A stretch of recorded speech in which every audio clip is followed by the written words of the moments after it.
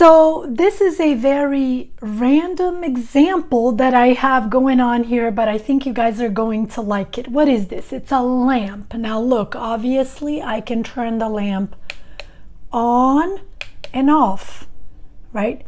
On and off. So yes, in this video today, I would like to talk to you guys about this expression of on and off in English. What if I say, for example, they have an on and off relationship, or they have an off and on relationship? Let's say I'm talking about a couple and I tell you that they have an off and on relationship. What exactly am I telling you? I'm telling you that sometimes they are together and sometimes they're not. Sometimes they are a couple and sometimes they are broken up.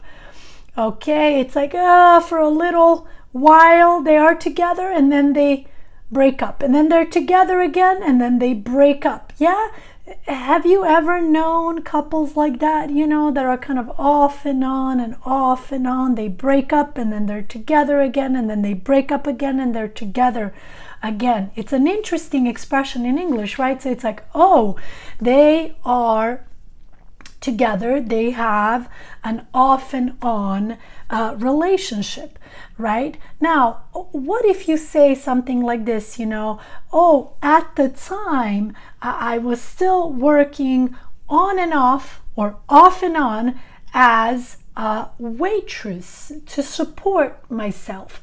You see, oh, at the time I was still working as a waitress, off and on, so not all the time, but here and there, a little bit here, a little bit there, right, to support myself.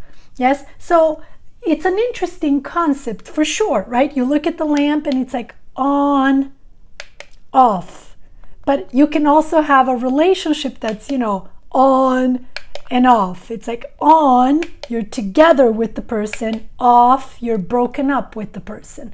Yes, so they have an off and on relationship.